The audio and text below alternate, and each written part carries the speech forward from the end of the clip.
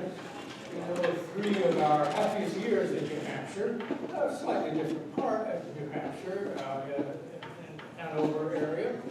But it's always nice to have a good excuse to come back to the wonderful state. It plays a special part in our family because three of our children were born in New Hampshire while we were here. Now, what I want to talk about today is really directly related to the background of what the basic subject is of the three lectures I understand you have scheduled. They seem to have been very well chosen, and I know the next one is on pipeline politics and so on. I won't be talking a lot about that, but it's very important. And then the third will be by a current State Department officer who deals in Russian affairs. I'm sure that there'll be some overlap in what I say and what he says, but our points of view may be different because he will be, a current generation of American diplomats whose experience has been more recent than mine. So I do compliment those who organized this series of lectures. Now, in order to understand what has happened since we ended the Cold War, we really have to think a bit about how we ended it. And I think it's important to think about that particularly because many people, and I'm sure the generation of the students here, may have ideas which, well, are not exactly the ones that those of us who participated in ending it would have assessed. And therefore, much of what I'll have to say today will be how we ended the Cold War and what that means, and then the impact later. Now, I think one of the things we have to do is start thinking about what we mean by Cold War. And are we, as some people have said, in Cold War II? It's very clear that the United States' relations with Russia is now very tense, to the point that people say, well, it really reminds them of the height of the Cold War, when the antagonists were not the U.S. and Russia, but the U.S. and the Soviet Union. And that's another thing we need to bear in mind. Russia of today is not the Soviet Union of the past. And these points, I think we do need to think about. But let me now think a bit about the changes. How is it we moved from the sort of optimism that many of us had in the early 90s? The Cold War seems to have ended definitively, and the world was at peace for a while. And after the Berlin Wall came down and Europe united, the barriers that had divided Europe were no longer there. Our first President Bush, George Herbert Walker Bush, had talked about a new world order. And yet, today, we are, unfortunately, talking about a new Cold War again. Now, there are many reasons for this change, but one of the most fundamental, I believe, is that many people have misunderstood how we ended the Cold War. They have pictured it in a different way from those of us who helped end it. And they have drawn, or not drawn, the sort of lessons that I think we learned as we ended the Cold War. And I'd like to go into some of those first as we talk about this. What are some of the myths that one hears? I call them myths because they misrepresent what happened in my view. First of these is that the Cold War ended with the collapse of the Soviet Union. 15 years ago, maybe it was 10, a documentary was developed, and it was shown on CNN on the end of the Soviet Union. It may still be there. It's a very good documentary in many respects, except that it has the Cold War ending with the end of the Soviet Union. Now, the producer showed me part of that before it was released, and I told him, this is wrong. The Cold War had been over for a couple of years at least, 2 or 3, before the Soviet Union ended. You should not think about the end of the Soviet Union as the end of the Cold War. It is simply not right, because the Cold War ended up before the Soviet Union broke up.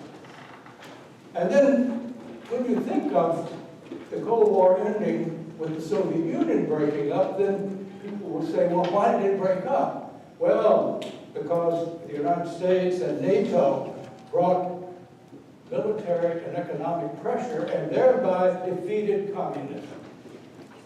No, that's really not what happened. What happened was that the leader of the Communist Party, Mikhail Gorbachev, maneuvered the Communist Party out of power. One of the most unexpected things that people had been, would have expected.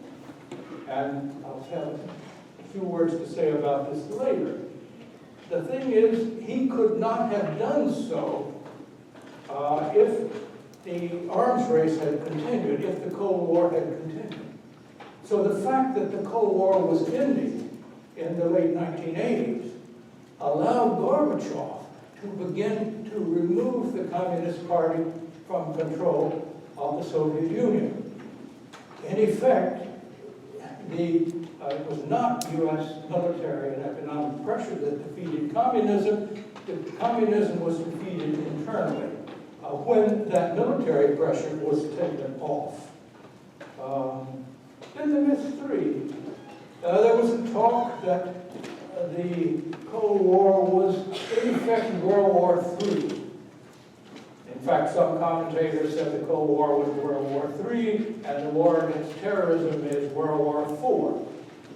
I think this mixes up an awful lot of things. There's no way that the Cold War was like World War III. Yes, there were regional wars. There were wars in Korea, there were wars in Vietnam, but there was no war between the United States and its NATO allies and the Soviet Union and the Warsaw Pact. If there had been, I don't think any of us would be here today to talk about it. So the Cold War, we call it a war, but it's not a war. It was not blanket, and I think we have to be careful when we use war as a metaphor. When you do, you're talking about quite different things. We speak of a war on drugs, a war on poverty, a war on terrorism. These are quite different phenomena than a war that is fought with weapons of destruction. And I suppose these words are with us. We can't get rid of them now, but we do need to understand that we must not consider the use of the word war when we say Cold War, or for that matter, war against drugs, that we're talking about the same thing. We're not. Then the fourth was that Russia was defeated in the Cold War. This attitude you found of many, particularly in the 90s and since. Well, you lost the Cold War. What do you get used to it?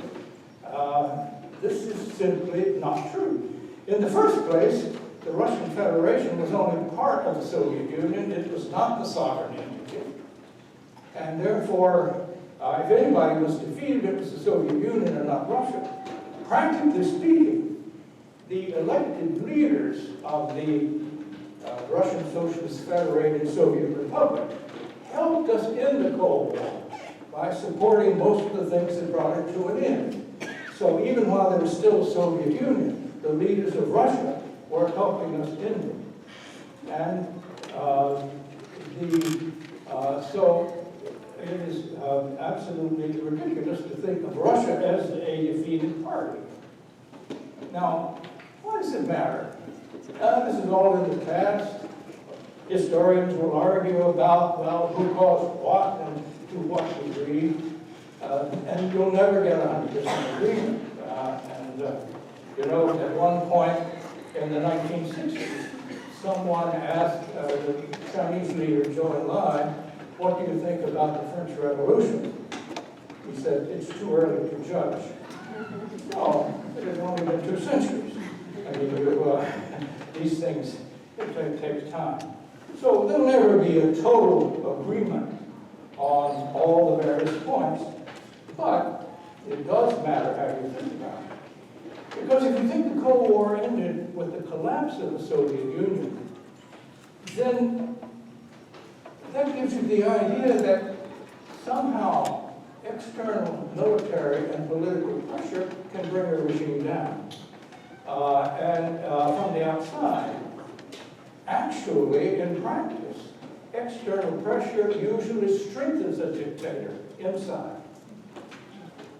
And the fact was that by cooperating with the leader of the Soviet Union to reduce tensions, we liberated him to try reforms at home.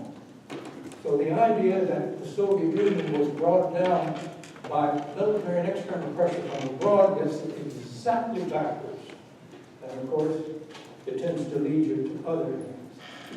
Now, the idea that Western military and economic pressure defeated communism is also, I think, quite mistaken.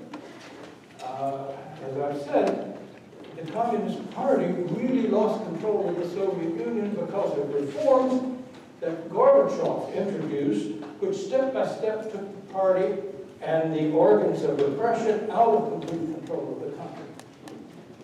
He could not have done that if we hadn't ended the Cold War and the pressure from the outside. But the idea that somehow by external pressure you can change countries internally has plagued us ever since. And we'll get some examples of that later. Now, the implications of NHIS 3, that is that the Cold War was World War III, and the war on terror is World War IV. It leads to this false notion that these metaphorical wars, as I've mentioned before, could be won by the same methods as real wars.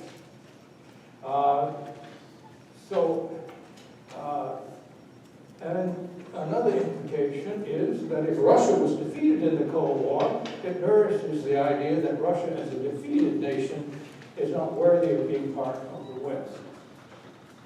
And then, of course, we've all heard very often that we won the Cold War. Well, I call that a half-truth.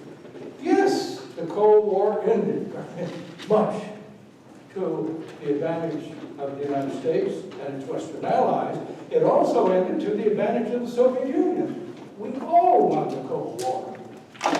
Therefore, this was if you're going to call it a war, it was a war in which there were no defeated. Everybody won. And we brought the end of the Cold War to the end by negotiation. Not by ratcheting up pressure, but by negotiating mutual agreements. I have here pictures of the signing the INF Treaty on Intermediate Range Nuclear Missiles, signed in Washington in '87. This is typical of how we moved ahead. This outlawed in the two countries a whole class of nuclear weapons. The reality is that negotiations, which were backed by strength, was what brought the Cold War to an end, not just military and economic pressure. So the second way is that the Cold War would not have ended if the United States had insisted on regime change rather than a change of behavior. I make this point because, you know, in the last 10, even 15 years, the United States seems to have had as an important part of the foreign policy agenda, changing the governments of other countries. That was not the objective in the case of ending the Cold War. And we have found that that tends to be a fool's errand. We can talk about that later. But the thing is that our presidents, such as both President Reagan, who developed the strategy by which we negotiated into the Cold War, and the first President Bush, were, none of them liked communism. We thought it was a lousy system.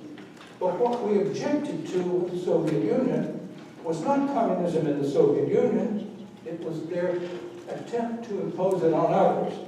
And I know President Reagan's idea was, if they want that crazy system, that's their business.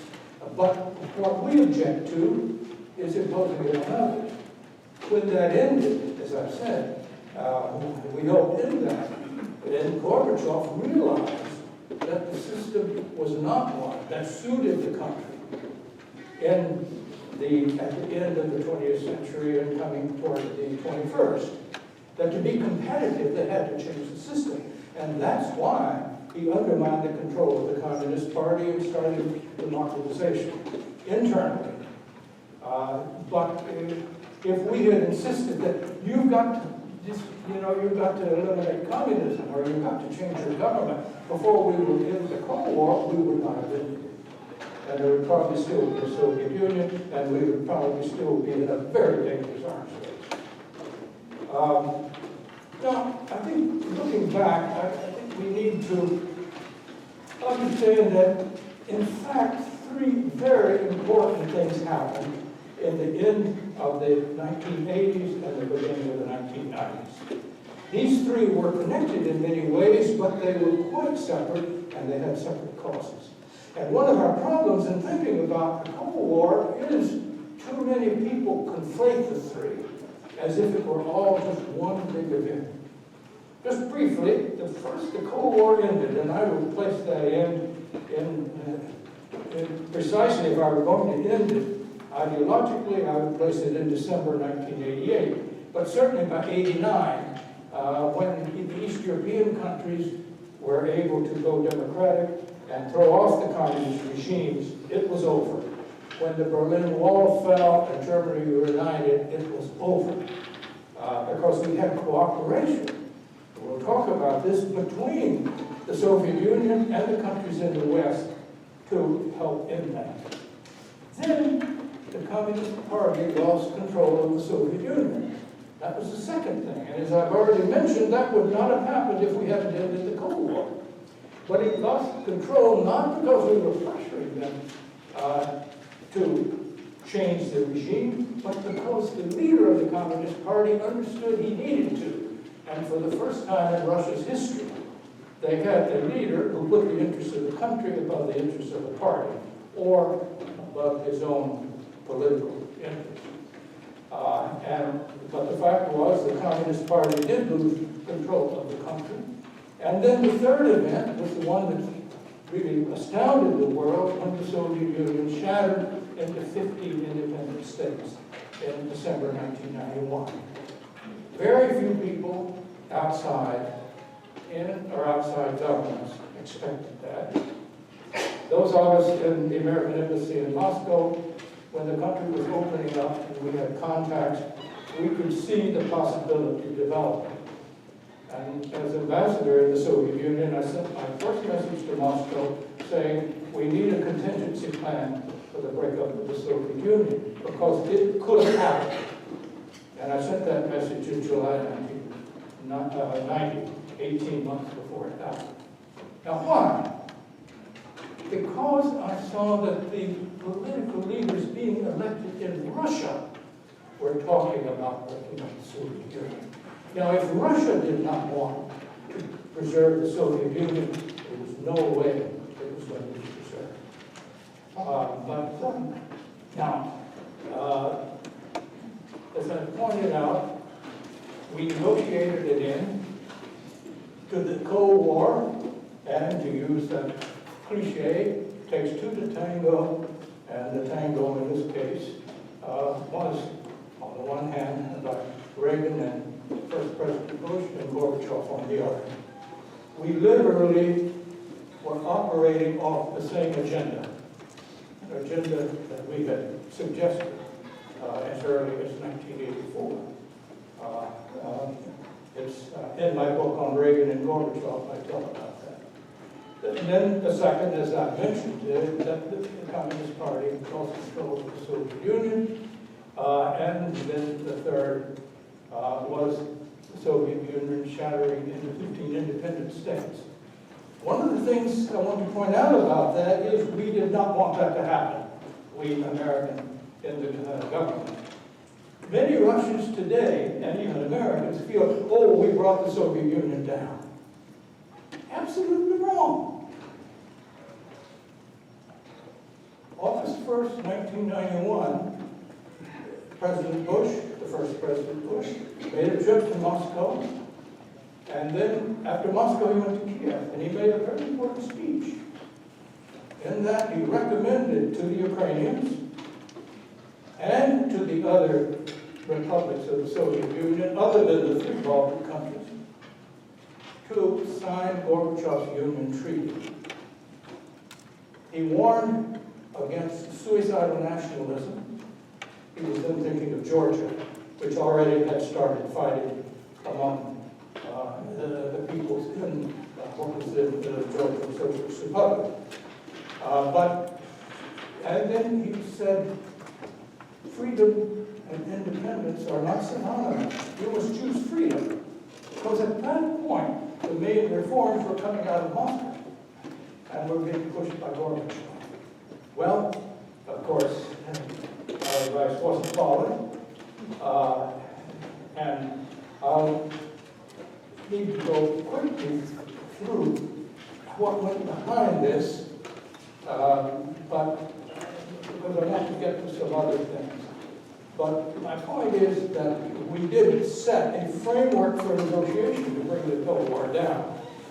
And in that, we grouped the various issues into four categories: to reduce arms, to end conflicts in third countries, to respect human rights, and to bring down the Iron Curtain. But we didn't want to use a pejorative term, so we called it improving the working relationship. You'll notice that two of those had to do with external behavior and two with internal things. But all of those things we put in the context of not you must do something, but we must do something together to achieve a common end. Now, what was not on the agenda was either challenging the legitimacy of the Soviet system. It was definitely not on the agenda to achieve military superiority. I have several references to Reagan reminding the bureaucracy our goal is not military superiority. And third, we now include forcing the collapse of the Soviet system.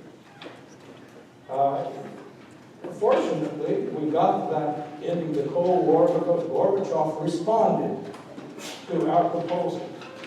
And these are listed here. We took several summit meetings. Looking back, at the time it seemed very slow, step by step, sometimes a step forward and another step back. But within a period of 2 or 3 years, the attitudes were transformed.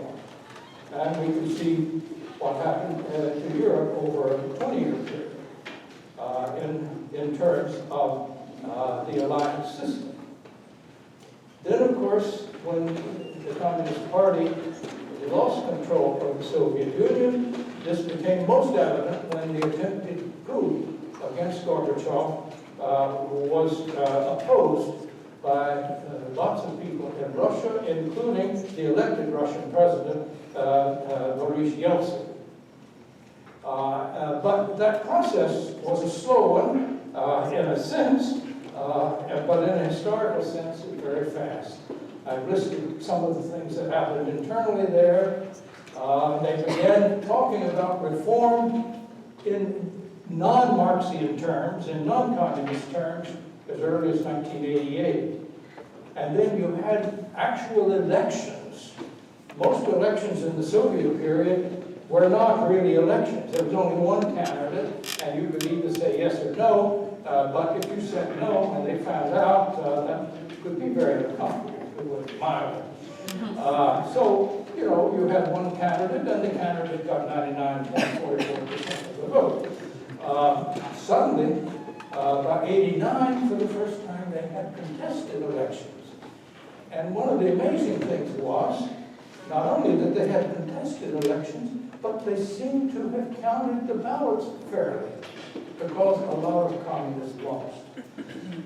Then they established a presidency, which they had not had before. Then independence movements simultaneously were growing up in the various non-Russian republics, particularly in the three Baltic countries, and so on. You'll notice that all of those movements really were not directly pushed from the outside. That's why I say these were things that happened internally, and they would not have been allowed to happen if we had not ended the Cold War. But when the USSR broke up, what you had was a breakup for internal reasons, so that roughly half the people were in the new Russian Federation, roughly half the people in 14 other countries. Russia had more territory than the others, but a lot of that territory was fairly thinly populated. And I have here some of the steps in the breakup. Gorbachev was trying to negotiate a different type of federation, one that would not be controlled by a one-party system, but would be consistent with democracy. But in December of 1991, the leaders of Russia, Ukraine, and Belarus met, and they decided to liquidate the Soviet Union. So again, when people today, and not only in Russia but outside, think of the end of the Soviet Union as the end of the Cold War, they're getting everything all mixed up. And when they think that the West brought an end to the Soviet Union, they forget it was not the West, it was the elected leader of Russia who played the key role. Russia cooperated in breaking up the Soviet Union. And this will come up in some of my comments later. The United States and its NATO allies had absolutely nothing to do with deciding the borders of the republics that then went independent.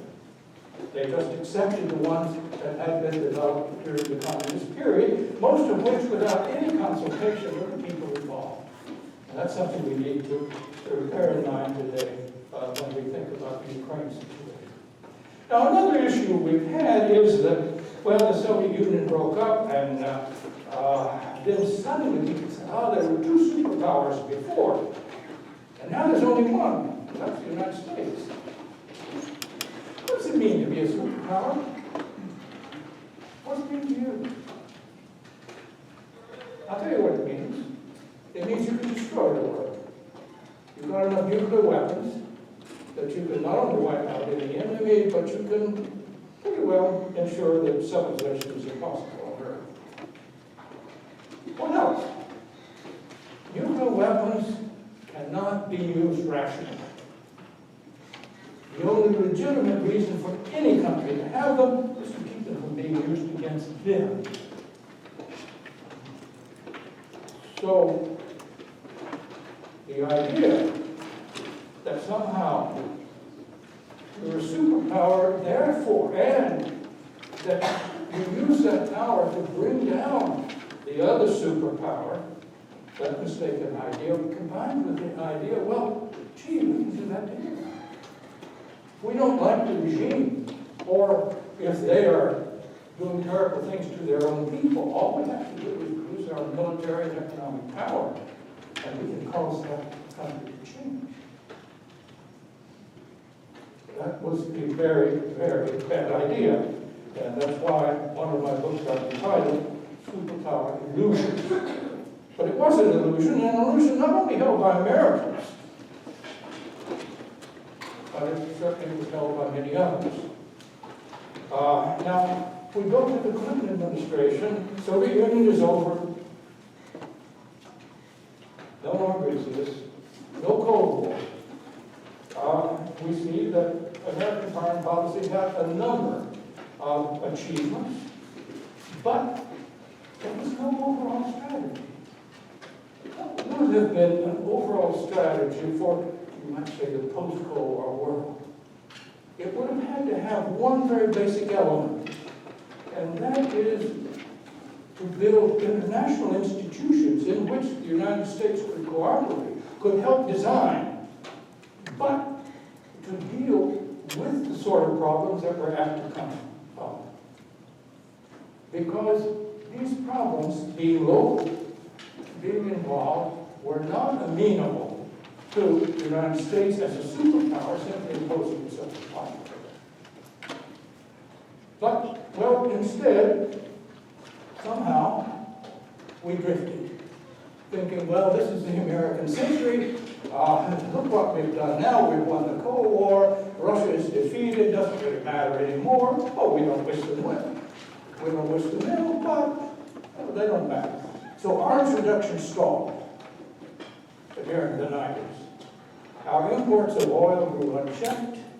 There was no Middle East peace. Now you would think there's only one superpower, at least. You could impose peace in the Middle East. No, didn't happen. And then we began to expand NATO, which had been a Cold War institution, to Eastern Europe. Now, in negotiating the unification of Europe and the freedom of Europe, our first President Bush had told Gorbachev, if the Soviet Union left the countries of Eastern Europe, we would not take advantage. And indeed, he didn't. And when we negotiated on German unity, we told them that we would not be extending NATO jurisdiction to the east. Now, that was not in any treaty, but that was the general understanding. If they leave Eastern Europe, we're not going to move in and replace them. When we started expanding NATO, it seemed just that was happening. And then, when there was a problem, serious human rights problems, first in Bosnia and then in Kosovo, and we actually went to war against Serbia without UN approval, bombing Serbia, when Serbia had not attacked any NATO country.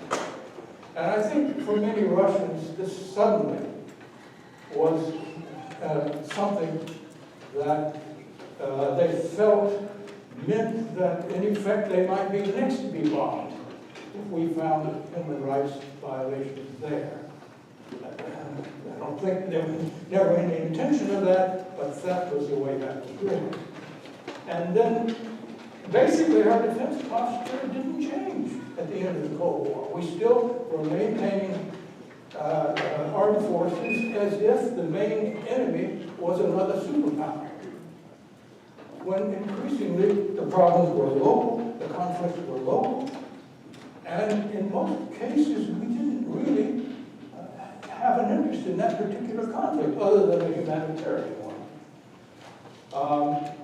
The missed opportunities, well, you take the Oslo Agreement on the Middle East, it seemed to be a great start, but then nothing happened to implement. And then when President Clinton, he often dealt with Yeltsin, but Yeltsin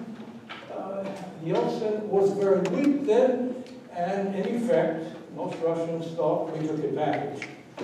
Took advantage in a way that President Bush had promised that we would not take advantage. Things got much worse under President George W. Bush. I've listed some things here. First of all, in my opinion, and I describe this in my book, Superpower Illusions, I'm utterly convinced that we could have prevented 9/11, but that President Bush simply ignored warnings that it was going to be an attack on Al-Qaeda, and we didn't do even some of the most simple things we could have done. And then we attacked Iraq when Iraq had not attacked us, without U.S. Security Council approval or solid allied support.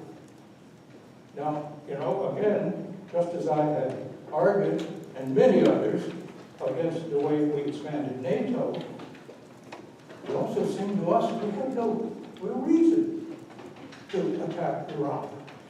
And we said, we're setting precedents that others can use. Now, we may have thought we had a good reason to support Kosovo and bomb Serbia, but that violates agreements we had before. Among other things, NATO was supposed to be a defensive alliance, unable to take military action elsewhere except in defense of its countries. So we start using NATO actually for what we consider, and rightly so, humanitarian issues, but not in accord with international law at that time. In the case of Russia, we also walked out of the ABM treaty that we had with them. Again, I would say for no very good reason. We dropped verification that we had tried so hard to get on the whole nuclear weapons issue by not getting new agreements. The budgetary surplus turned into a deficit at the expense of these wars. And of course, we had the real estate and financial boom and bust, ending up with the U.S. as the world's largest deficit. And by 2006, we're going back 8 years now, the majority of people in many countries consider the United States the greatest threat to peace. Now, I think that they were quite wrong in this, but we Americans need to understand how we are perceived by others. Now, I say Russia becomes a problem. And one of the problems we have today understanding it is that it's entirely attributed to President Putin. In fact, I think President Putin started out, when he became president, trying to cooperate. He seemed to be Western oriented. And he was the first to call President Bush after the attacks of 9/11, and he did give us full Russian support when we invaded Afghanistan, which did have UN approval, unlike the invasion of Iraq later. But in return, we left the ABM treaty, we continued expanding NATO eastward, we even started putting bases and planning them in the Eastern European countries, and by 2008, there was talk of bringing Ukraine into NATO, even though 2/3 of the Ukrainians didn't want to be in NATO. And by 2007, Putin was beginning to make public speeches about what he considered very hostile American behavior. Now, President Obama, of course, did start out trying to correct many of the problems that had developed, starting, I would say, the Clinton administration. I'm not making a partisan argument here, but they did get much worse in the second Bush administration. And of course, one of the most important things we needed to do was restoring respect for the United States in the world. We got an agreement, a New START agreement, which resumed both verification of nuclear weapons and some reduction. But again, we were still divided on issues like plans for missile defense. And then new problems began to come up. I obviously don't have time to go into great detail. These are very, very serious issues. One was Syria, which is still with us, by the way. And so often in the public, that was as if, well, we want to get rid of President Assad in Syria. The Russians are supporting him. We're on opposite sides. That's greatly simplifying. I would say, in my own opinion, it was not wise for the American president to start saying publicly that foreign leaders need to go. It makes us look like we're trying to run the world, when in fact we can't. And if you say that and you don't have the power to make it happen, it makes you look weak. Doesn't mean you're weak. say right now, I don't join this chorus of people who say that President Obama is weak. He is not, and the United States is not weak. But you can make yourself look weak if you ask for something that you either can't do or are not willing to do. And what the Russians were saying all along is, look what happened in some of the other Arab countries. You remove Assad, and you run the risk of Syria becoming the center of jihadist terrorists. In other words, before ISIS was formed, they were saying, take it easy there. Frankly, I'm not sure that if we had taken a different tack and saying to the Russians, how can we together convince Assad he's got to make an agreement with the responsible democratic non-jihadist forces in order that they both can be opposed to what is currently ISIS. I don't know whether that would have worked or not, but I think it would have been more wise to do that than to simply insist, we're insisting on one thing, and they are insisting on something else. As far as Russia is concerned, though, Ukraine is a much more serious issue. It's closer. It is a country they were all in the same country, and the Soviet Union broke up. And I'm just going to quickly go through some basic facts we need to have in mind. First of all, keep in mind where it's located, where its borders are. Because a couple of months ago, the Washington Post did a poll, and they found that only one in American in 6 knows where Ukraine is. I'm sure all of you do, but we do need to keep that in mind. And second, we need to keep an idea of how those borders were formed. We have the different colors here of what has started out Ukraine and how parts were added at different times. And the yellow, those in the west, those parts were added actually effectively after World War II, although officially just before World War II. And as a result of an agreement between Hitler and Stalin. Other parts were added, the Crimea was added simply by a stroke of the pen when the communist leader Nikita Khrushchev, quote, gave Crimea, which before had been in Russia, to Ukraine. And I would say all of these territories, not one of these was based upon the vote of the people involved. That's something we need to bear in mind. And when you look at how Ukrainian history, from the very beginning of its independence, it has been greatly divided between those on the West, which are much more Europe-oriented, and led by those who were never part of Russia historically, and then those on the East that are much more closely associated with Russia. But we hear the confrontation